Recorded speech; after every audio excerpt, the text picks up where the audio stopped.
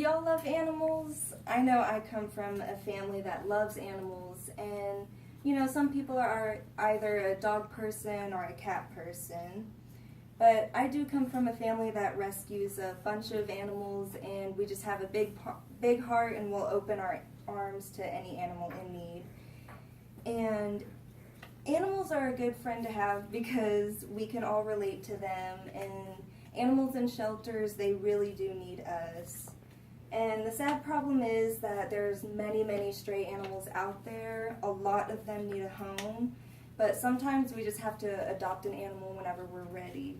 So whenever there are a lot of animals that need a home, and the abundance of them makes it a problem because they just end up in shelters and it becomes very overcrowded. Sometimes you're more likely to find an animal at a shelter easier than you would at an expensive seller. And there's many different shelters that have breed-specific animals, and you're definitely going to find the one that you're looking for, and that dog will be more than happy to move to a new home.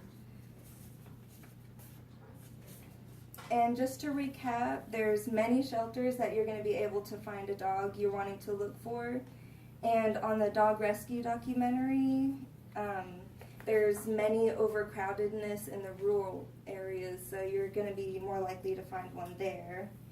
But before you're going to adopt, you need to make sure that you're ready. And they are good friends to have, but you need to consider a couple options. You want to be able to know that you're going to take care of them. So make sure that you're going to be able to pay for the spay, which is an expensive surgery. And you want to plan for there being a lot of time and exercise, and there's a lot of money that goes into it. And if you can't adopt, there are many options that you can do to help. According to the humanesociety.org, there's 55 ways that you can help. You can volunteer 2 hours a day, or you can play ball at a shelter.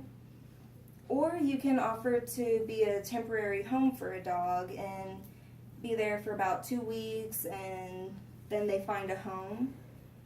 But you do want to commit to spaying your animals and consider the amount of time that you need to commit to getting their exercise and energy out. There's a lot of play. But if you can't commit to that, then you can volunteer, or you can meet a couple dogs before you want to go and adopt one. Before you go adopt, remember that there are a couple things that you should think of. It's better to go to a animal shelter rather than a seller because there's way less fees, and sometimes they're already spayed, so you don't have to worry about that surgery. And there are way too many dogs out there that do need to be adopted, and there's not enough space for them. They are good friends to have, but you do want to make sure that you can commit to taking care of one, and make sure that after you plan real well that you're able to keep the dog for years and years to come.